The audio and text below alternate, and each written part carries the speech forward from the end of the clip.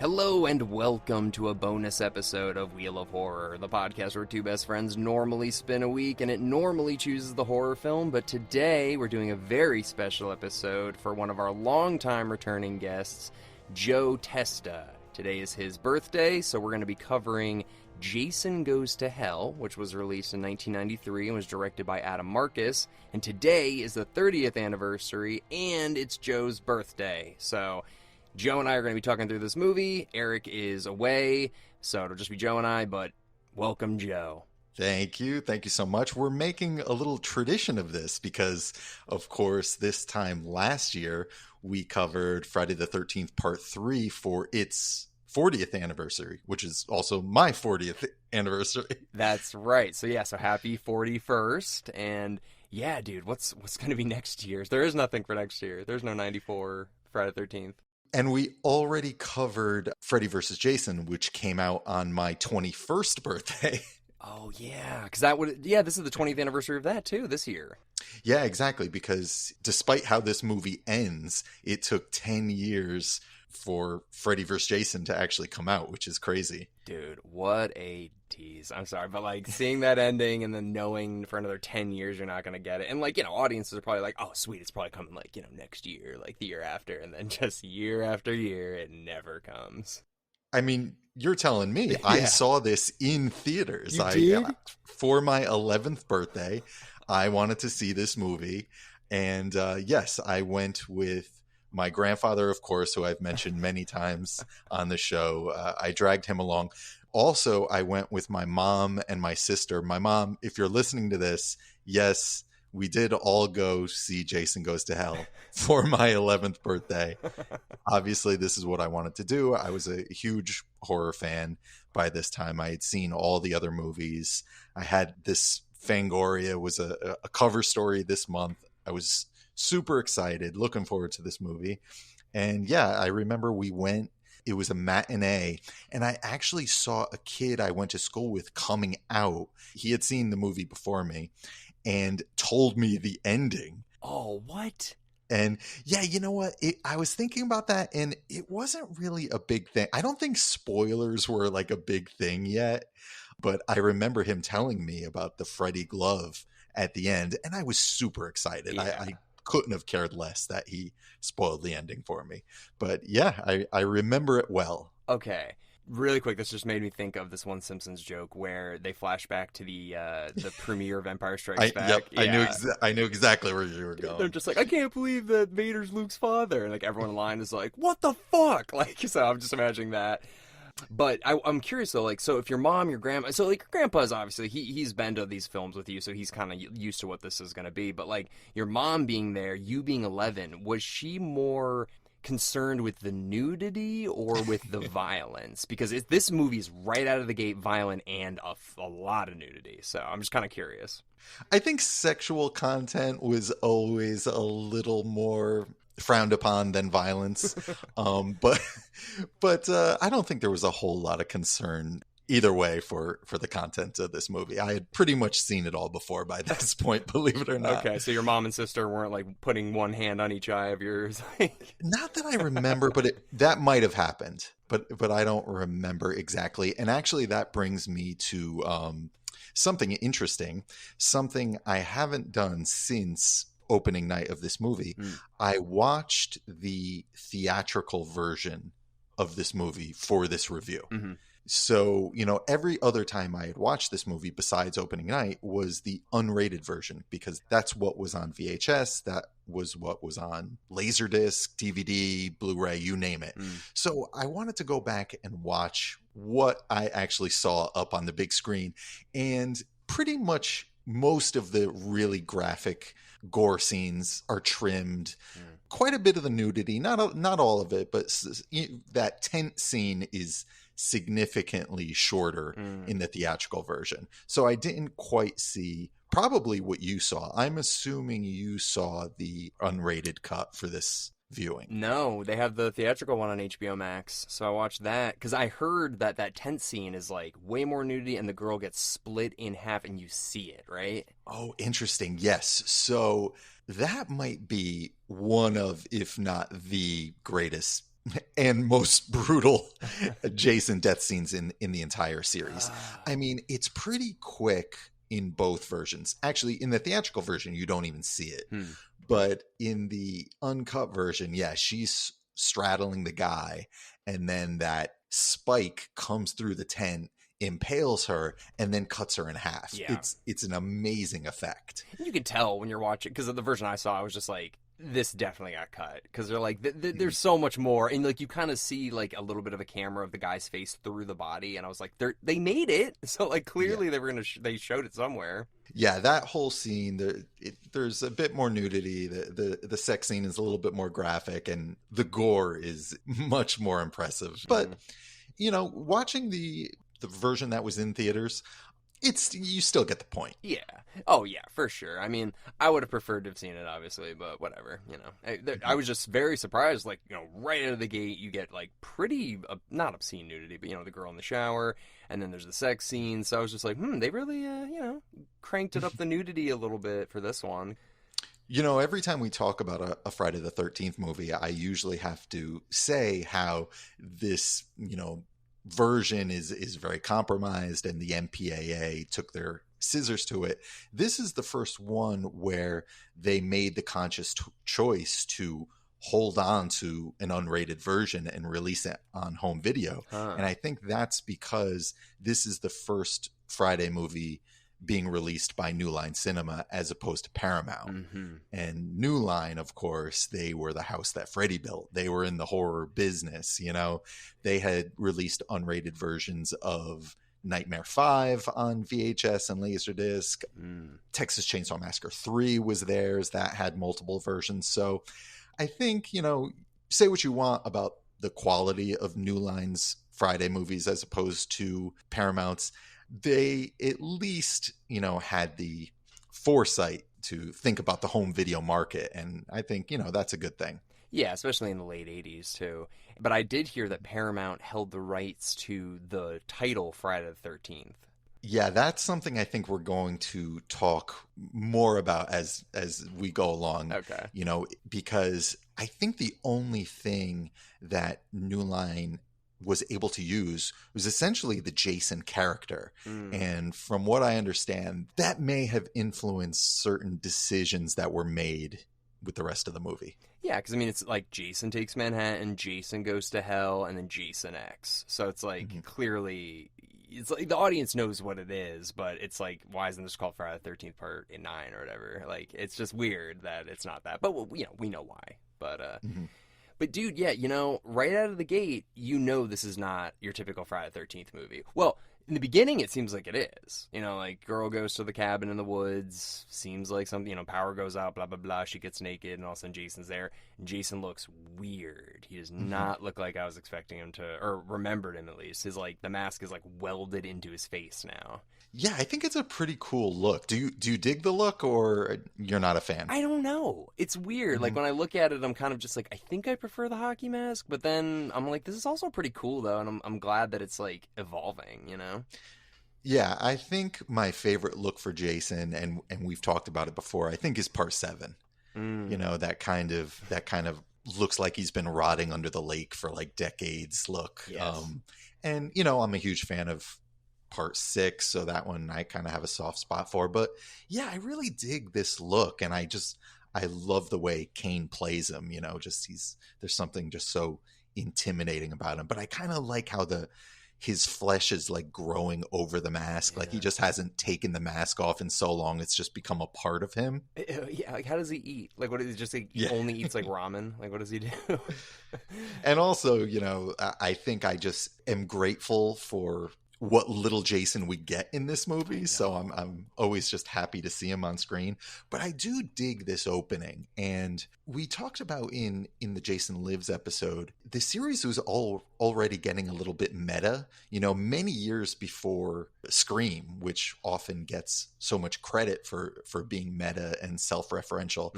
This movie does quite a bit of playing with expectations, and there's so many little horror references peppered throughout. Yeah, the one that comes to mind as you're saying this is like when they're in the car and those girls are like, "Oh, we're gonna go to the camp and have premarital sex and use drugs and like hope we don't Hmm. get killed," or like whatever. Like it's so like everybody knows whatever the quote unquote rules. Yeah. And this one, at least in the beginning, they make it seem like, or from that news report, like Jason Voorhees has killed over like 80 people, and like so it's like now the world's aware of him.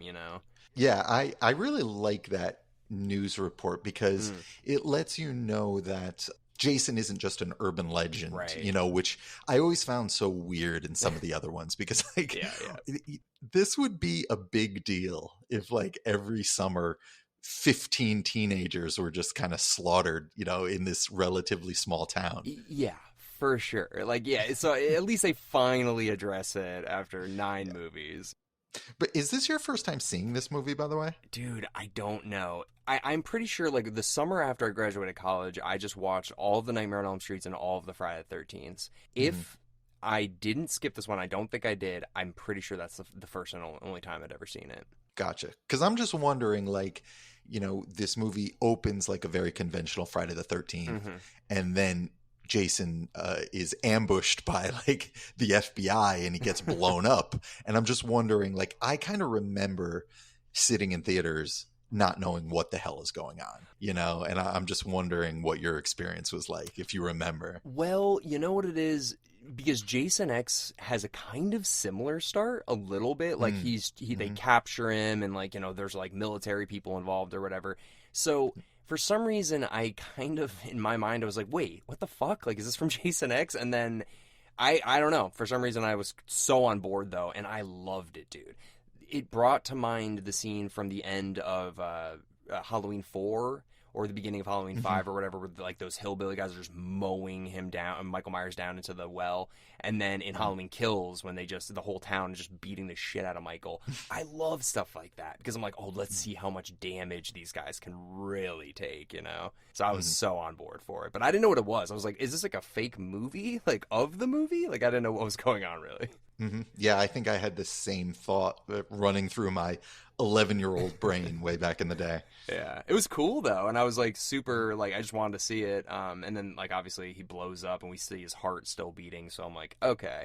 And honestly, at this point, man, I was like, they needed to do something different. It was getting so tired, the formula. So I'm glad they tried something. Yeah, I mean, in 1993, they weren't going to make, a traditional Friday the 13th movie. I mean, it was just over. Like, that would have been like releasing a hair metal album in 1993. It was just Yeah. those days were over. And, if I'm remembering correctly, the Friday movies had been progressively making less and less money Mm-hmm. after part three.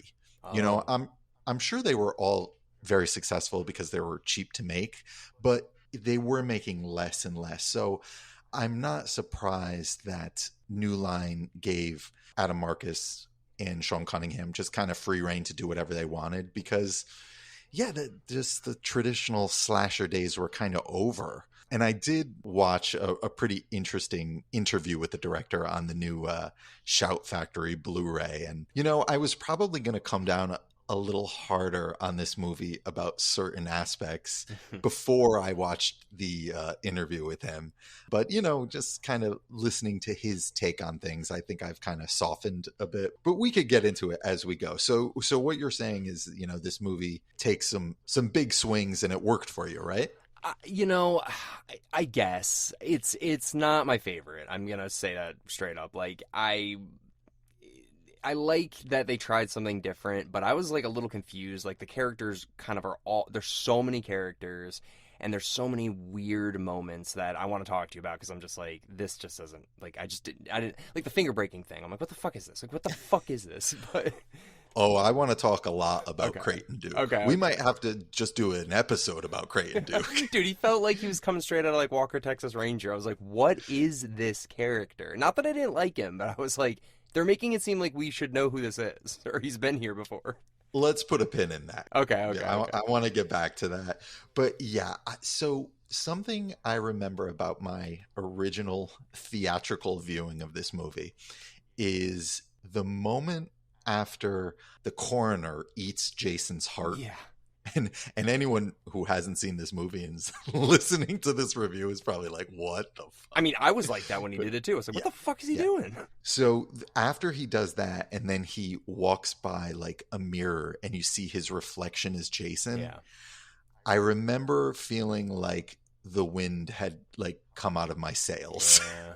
Like I kind of realized what this movie was going to be, and it's something very it's something I had seen before. Like I was really familiar with Wes Craven's Shocker. I don't know if you ever saw that. No, I haven't. It's pretty much the same premise. It's a movie about a serial killer who gets executed and then possesses different people, and they become him. What year was that from? That's from '89. And then there was another movie with almost the exact same premise called The First Power, which I think was from the late '80s. I've seen that less, but I had definitely seen it before I had seen this movie. And then there's another movie which I caught up with later, which is called The Hidden, which is kind of a sci-fi version of this, where this alien parasite, which looks just like the parasite in this movie looks like, it gets transferred through your mouth. That I had seen later, so that wasn't on my mind when I saw this movie. But those others two were, and it's just like, it's so weird why Hollywood keeps trying this idea. Like, did you ever see the movie Fallen with Denzel Washington? No. It's almost the exact same thing. So, you know, it's a strange, you know, plot that Hollywood keeps recycling, and I don't think any of these movies are necessarily great. So it's just strange why they keep trying this. And yeah, I'll just say that I don't know what I wanted. 11-year-old me probably did want something more like the other movies. And yeah, I give them credit for trying something else, but at the same time, often during this movie, it feels like a spec script. It feels like an original horror script that Jason is kind of shoehorned in, not unlike if you've seen like some of the later Hellraiser movies. Those movies were just original horror scripts that the Weinsteins just shoehorned Pinhead into so they could keep the rights longer. And I'm not saying that's what was going on here. No. From everything I heard from the writer and the director and Cunningham, the producer, this was always intended to be a Jason movie. It's just how it feels to me sometimes. From what I know, and the limited, I'm sure you know way more about this, but the director, he was like 23. It was his first time directing a feature. And he was very good friends with Sean S. Cunningham's son. And he was also like pseudo raised by Sean S. Cunningham. So he kind of had like a little bit of like somebody in his corner kind of being like, okay, yeah, let's take this in a new direction sort of thing. And like, yeah, like that's fine. I think the thing that would have worked more for is pretty much keep everything except don't have Jason switching bodies. Have it be like, we need a Voorhees to kill a Voorhees, and Creighton Duke knows this, and like, I don't know, so keep it like kind of one foot in the past, and then also having like, we know how to kill him now sort of thing. Yeah, no, I agree with you. And I think there are quite a few factors that play here. One, going back to the legal issues, the lead in this movie, according to the director, was supposed to be Tommy Jarvis from the previous movies. Okay. And I think that really would have helped. Yeah. Having someone with some connection to the past, you know? And, you know, when I was listening to the director talk about this movie, he talks about things that, you know, I agree with and that I wish were more prevalent or just I wish I felt it more, which is he wanted to make a movie where the events of the past really, you know, had an influence on this town and the people, right? You know, and I really don't feel that watching this movie. I really don't feel like this is a town that has been just ravaged by tragedy. You know, to me, this feels like just an original horror movie. You know, I don't really get the sense that this is following up those other movies at all. Yeah. I mean, when he's possessing different people, they look just like they're like kind of zombies. Like they're just like, you know, mindlessly walking around going for people. So yeah, the only thing that reminds you this is a Friday the 13th movie is people talking about it and then their mirror reflections, because it barely takes place at a lake. Somehow Jason's house is like a pretty nice house now. It's not like some shitty fucking shack. So I don't know. Yeah, it is a little weird. I did hear that this version was cut down by 40 minutes. The original version was 2 hours long. Yeah, and I would be curious to know what was in some of those lost minutes, especially like the director talked about, there's quite a bit of backstory to Creighton Duke, which I'd imagine there would have to be, because like, Yeah. who is this guy? Right. You know, how does he know what he knows? Yep. You know, somehow he knows the only way to kill Jason. He has the knife that can do it. And we never find out why. We never find out what his history is with Jason. At the end of the movie, when he's face to face with Jason, he says, "Remember me?" Yeah. And yeah. they have no scene together. You know, like if you were coming to this movie and you had only seen maybe a couple Friday the 13th, I'm sure you would think, oh, this guy must have been in one of the other movies. 100%. And I think you'd be shocked to find out this character is not in any of the others and is never mentioned again. Yeah, that's a huge mistake. Like, big time mistake on the directors. And like, also, it seemed like the diner waitress who's Jason's sister or whatever, like, she seems like she knows, like, they've met before and like they've had a conversation before about, so she knows. So like, why would you stay in this town if you know you're Jason's sister and Jason's in this town? Why would you stay there? So, I don't know. There's so many strange decisions. Like, even the way Duke behaves, like, he's just so sadistic. Why? Yeah, why? Yeah, he gets himself thrown in jail because he's like really nasty to the sheriff, and you think, is it his plan to get thrown in jail? But he just escapes later. Yeah. And then when, you know, he's giving information, really important information to Steven, the lead, you know, who might be able to help in this situation, the only way he'll give the information is if he breaks the guy's fingers. Yeah, dude. Exactly, because Steven or whatever, it's like, this guy is probably the most qualified guy to help because he is the father and the ex-husband or whatever of the only people that can kill Jason now. So he's invested. Yeah, he's like extended family. Yeah, so it's like, why are you breaking his fucking hand? Like, I hated that scene. It's so strange. Like, I like the actor who plays Creighton Duke. You know, and I like the idea of like a Jason bounty hunter. Like, you know, maybe, you know, we haven't talked about the final chapter yet, but there's a character in that movie who Jason killed his sister in a previous movie. So, you know, he's out for revenge. So, you know, I like the idea of that. That could be part of Duke's backstory. But just, you know, we never find out anything about him, and just the few scenes he's in this movie are just weird. Maybe if they do that A24 prequel series or something, maybe, because, or maybe he's like the sibling of one of the victims of Jason's from, I don't know, I'm filling in so many blanks, we know nothing, so. You know, I was thinking, what if they made him Mr. Voorhees? He's Mr. Voorhees? Well, I think you'd have to recast him if you made that decision. Yeah. But I'm just thinking, like, adding Mr. Voorhees to this movie may be an interesting way to go. Like, because we don't really find out anything. Like, fast forward to when we get to the Voorhees house, you know, like, we don't learn anything. We see the Necronomicon in the house. Yeah. You know, and like the idea of that interests me. Like the idea that maybe Mrs. Voorhees was fooling around with black magic. Maybe she made some kind of deal with the devil. Like, I think that's all really interesting, but we never get a scene exploring that. So when we see the Necronomicon in the house, it's just like a little horror Easter egg. Yeah. And there are others. Like, I don't know if you caught in the basement of the house is the crate from Creepshow. I did. And then obviously Freddy's glove. Like, of course. There's a few. Yeah. So, yeah, I mean, I think, like, there are interesting ideas here, but they don't dig into it. They don't explore it. Right. No, 100%, dude. And I think that's... And here's the other thing. If you're going to introduce all of this stuff, it's a little late for it to be the final Fridays. Now we're going to explain everything. Now we're going to tell you everything. So, I don't know. If they did have this in the 40 minutes where they go deeper into it, great. But even so, it feels forced to wrap it up. Also, the Voorhees mansion, I want to get back to that. What? Yeah, what the fuck? Why is it so big? When I think of Mrs. Voorhees, you know, I think of probably a single mother. Yeah. Probably a woman living very modestly because she was a cook. Right. At the camp. Right. You know, and I imagine like her and Jason were probably on their own. You know, this is just little bits of backstory I put together just on the information the movies have given me. I don't imagine she was living in some gothic mansion No. somewhere in Crystal Lake. Nope. You know, I understand that, you know, you want to give Jason this kind of iconic house. All the other slashers from the time have their own iconic locations. I get that.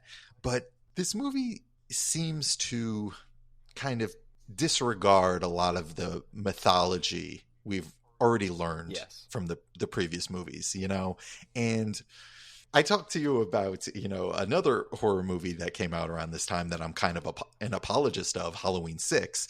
You know, that's another kind of divisive slasher movie from this time that gets a lot of hate. And I'll say, I feel like that movie at least tried to reconcile all of the bits of mythology and strange happenings that had happened in the previous movies a lot better than this movie does. And you know, in fairness, there were legal issues that might have kept this movie from doing that as well. But yeah, I think I know why also that is, if you want me to get into that. Yeah, no, because I completely agree with you.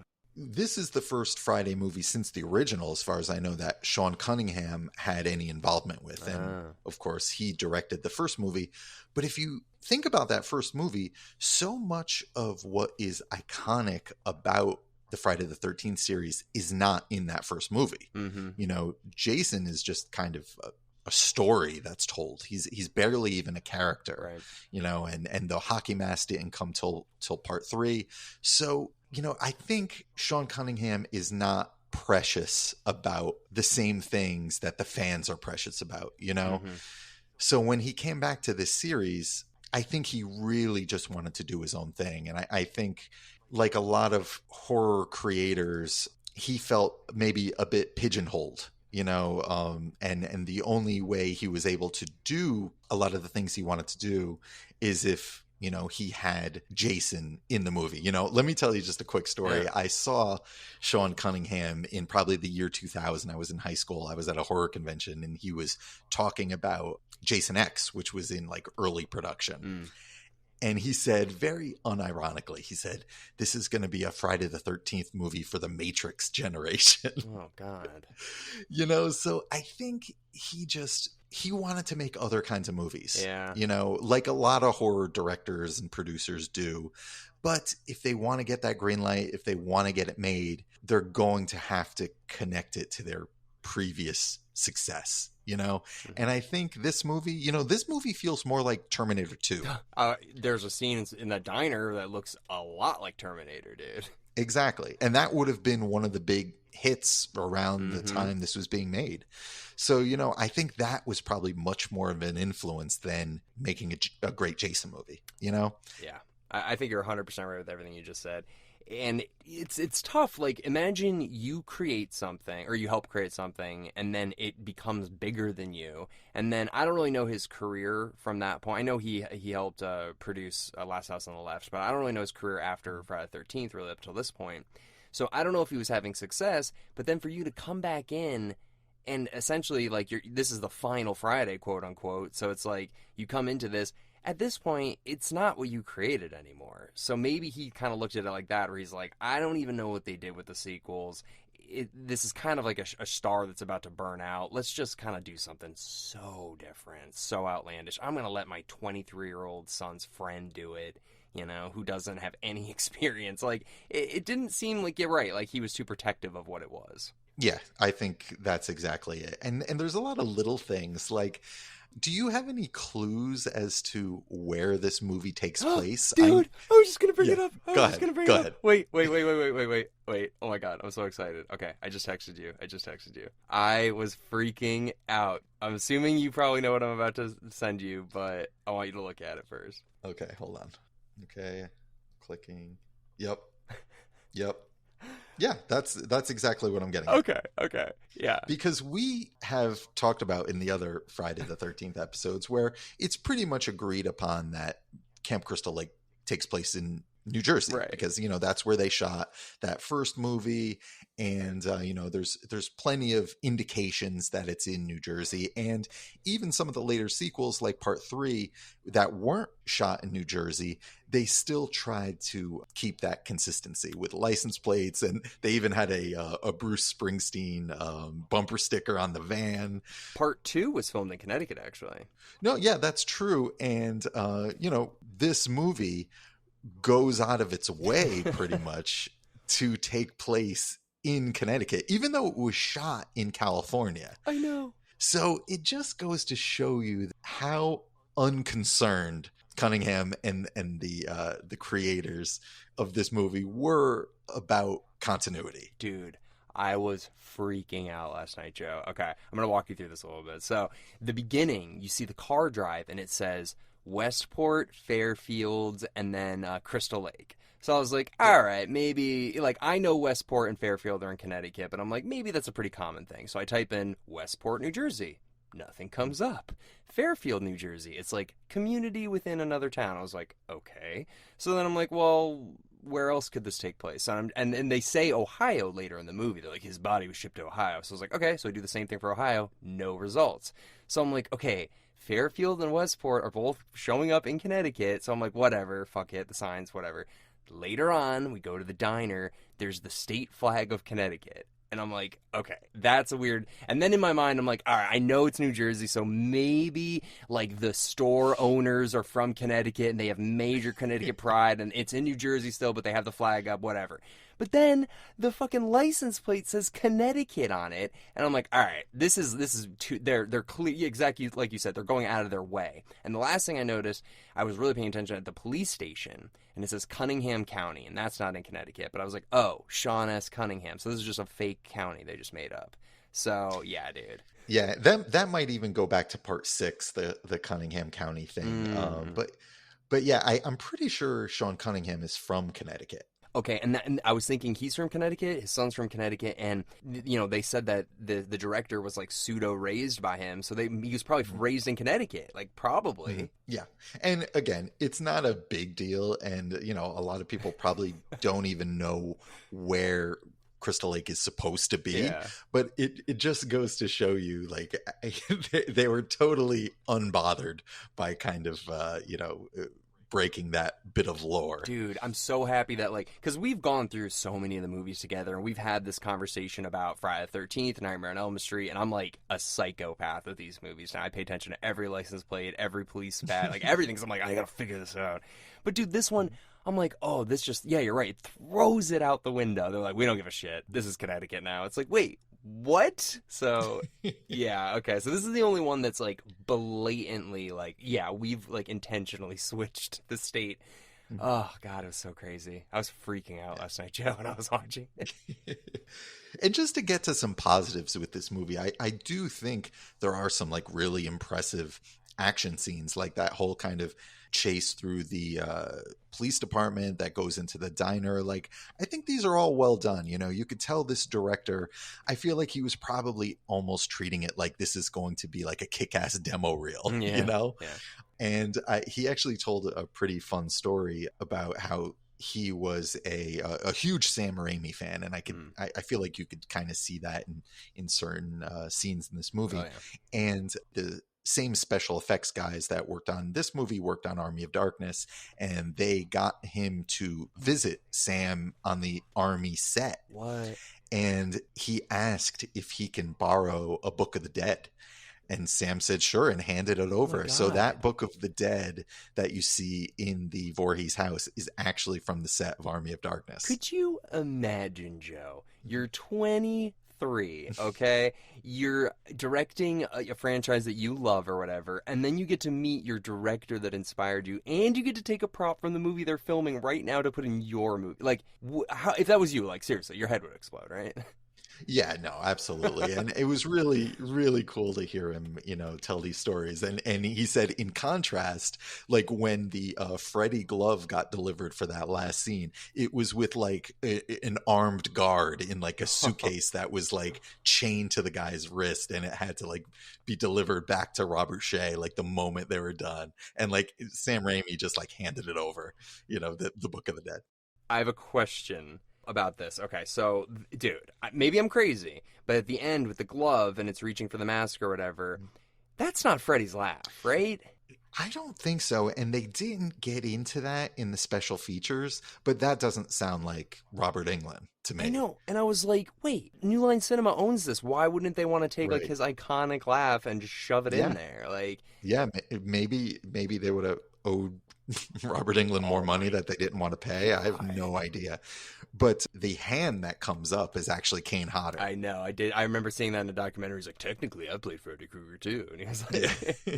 it's cool, man. I mean, that's the thing. This movie is like made for the fans of Friday the 13th. I mean, clearly the guy who watched it, even though he went his own direction, he really loves these movies. Yeah. And not just Friday the 13th, fans. I think if you're a horror fan, you're going to appreciate a lot of the little flourishes here or there. Yeah, no, absolutely. Oh my God. The ending where the sheriff comes in and he's just like acting kind of weird, and like the audience is like, wait, is this the killer now? He's talking. And then the one cop is just like, get away from her, Larry, or like whatever he says. And that's Jason? Yeah, so I guess those were the first words that Jason has uttered since, he drowned in that lake. Oh my God.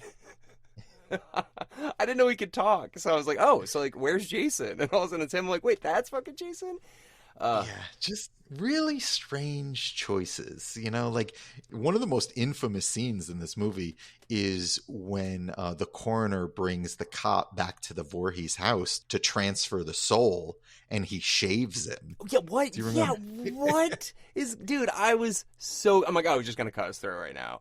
Why did he shave him? Yeah, the director did mention that in the documentary, and he didn't get into it. He really it just came down to he knew people would find it really weird. Okay. Okay. And that seems to be just kind of the thought behind a lot. Like either they were just having fun, or they just thought something would be cool, or they just thought something would be weird. And yeah, I think sometimes I'm cool with that, and sometimes I just wish a little more thought was put into this, and it just had a little bit more connection to the series. Yeah, dude. Because when you're making stuff like for what you think the audience will think, like that's not why you should make it. You should make it, and then we react to it. Like don't make it with expectations. Like, oh, if we do this, they'll freak out. It's like, just make your movie, man. Yeah. And it's something that feels consistent, because like we've seen the body hopping happen quite a bit through this movie. Why he takes the time to bring the guy to the house and then ties him down, Yeah. like it doesn't make any sense. Yeah, a couple stupid things. My favorite special effects though, dude, is when he does leave that cop and the guy just melts. I was like, that was really good. The special effects are top notch through this whole movie, Yeah. and it's too bad that you didn't see the unrated version, because it's really crazy. I mean, this is, I think, easily, especially the unrated version, easily the most gruesome Friday the 13th. I mean, Man. yeah, I think even the movies that came after this, Jason X and Freddy vs. Jason, they're more over the top, and I think they're a little sillier. This movie, some of the death scenes, they play it pretty straight, and yeah, I feel like this might be the most like graphic and brutal Friday of all of them. I mean, yeah, it was definitely, there's a lot of intense murder. I mean, the way people died was crazy. I will say, when I was a kid, dude, the VHS box for this freaked me out, because I hadn't seen the movie, so I'm like, oh my God, does he go to like fight the devil and he has to like kill demons and stuff? Like, I just made it up in my head. But like, whatever the worm is that's coming out of his eye, and there's the fire in the background, like it's a good poster. Gotta give him credit. Yeah, it's cool. It's very striking. And yeah, I sent you a text of my Laserdisc, which I still proudly own. Actually, getting to that, there's a very funny feature when you press play on the new Blu-ray, there's an introduction with the director, and I was like, oh, interesting. And it's literally like 30 seconds long where he just says, thank you. I'm sure you've bought like 5 copies of this movie and I really appreciate it. And I was thinking to myself, I'm like, yeah, that sounds about right. Wow, that's so fun. I gotta get that. Yeah, I don't have any of those big box sets. You know, I've got the old Nightmare on Elm Street one, the DVD one, but that's it. Which is one of the all-time great box sets, that Nightmare DVD. But yeah, Shout Factory just released a really spectacular Friday the 13th collection with all the movies and hours and hours of special features. So yeah, and Shout Factory is not sponsoring this podcast, but that's how much I like it. Yeah, they're great, and they do have some of their stuff on YouTube too, so that's how I watched one for another film that we covered for a couple weeks ago. But yeah, man, it's a good one. It's definitely different. Keep your expectations in check. If you've never seen it and you're going into a Friday the 13th movie expecting what it's going to be different. Oddly enough, though, I was more on board with Jason X. I was like, oh, him going to space. I'm like, okay, that's cool. Like, whatever. And that kind of like made more sense to me, like him freezing and then it's the future. Like, but this one, there's a lot you have to kind of like wrap your head around. You know, I remember listening to your review on Jason X and remember feeling so old because I think at one point you guys referred to it as like a movie from your childhood. Oh, yeah. And I was in my early 20s when that came out. So it doesn't have the same kind of nostalgia as even Jason Goes to Hell does, because, you know, I was 11 years old when that came out. Yeah, Jason X, you know, I really like... kind of like this movie, I really like the opening, like when they're in that kind of military installation and David Cronenberg is there. It's just like, I wish the movie was just that. Like, I wished it didn't fast forward to the future and then we're on like these Star Trek sets the rest of the movie. I really, but Jason X has its moments. It has a lot of fun kills, and at least Jason is in the whole movie, which is nice. Yo, yeah, you know? Dude. I'd probably still lean towards this one. It's kind of, you know, a toss-up for me. I'd probably lean towards this one just because it, you know, this one is still part of my my childhood, and I have, you know, memories attached to it. Oh, I totally get that. Last thing I want to bring up from my end, but, you know, I was disappointed to see that Harry Manfredini did the music for this, because I was like, man, this really feels like cheesy 90s synth. Yeah, I know exactly what you mean. At the same time, I'm like, it's cool that they brought him back. Yeah. You know, I wouldn't have been surprised if, you know, this one's a new studio, if they just got somebody else to do it. But yeah, it reminds me of like direct-to-video 90s music. And to tell you the truth, though, Jason X is the same way. It is. And Jason X, it's like, oh, this is even past that, because at least when this is coming out, it's like, well, it's of the time, you know, but it's such a distinct kind of synth that it really stands out to me. And they used it in a lot of like 90s TV shows, a lot of like Cannibal the Musical uses it. It almost seems like stock like 90s synth, you know. Yeah, it's not, there's something so much cooler about 80s synth. I wish, you know, someone who knows more about music could probably explain what the difference is. But yeah, this feels like something that would have shown up in so many of those like direct-to-video Full Moon Entertainment movies I would have rented in the 90s, like a Leprechaun sequel or something. No, absolutely, yeah. So it did stand out to me, so I was like, bleh. But otherwise, you know, yeah, that's all we got about this one. Do you have any last minute thoughts? Yeah, no, not really. I mean, just not one of my favorites. It's not going to be the one that I reach for when I'm in that, you know, Friday the 13th mood. But like I said, you know, there's still fun memories attached to it. So it's still one I look back on fondly. Yeah. If you ever want to see what Jason's up to in the 90s, you know, this is all you're going to get. So check it out. So basically we only have part 4 and part 8. Those are the only 2 Fridays left. We've done this so out of order. Did you cover part 5? Oh, no, we didn't. No, so 4, 5, and 8. Yes. So part 5 is a doozy. You don't want to miss that one. I know. That's the only other one where Jason's not the killer. So, spoiler alert. Yikes. All right. Well, Joe, thank you so much for jumping on for this one. Happy birthday. And I'm sure we're actually probably going to cover those other 3 before next year. So we'll get you on for those too. Great. Thank you so much. This was a lot of fun. All right, so this will come out, it's Sunday. So check out tomorrow's episode, which is going to be a really cool, spooky bonus episode, too. So check it out. And we will see you guys soon. So thanks for listening.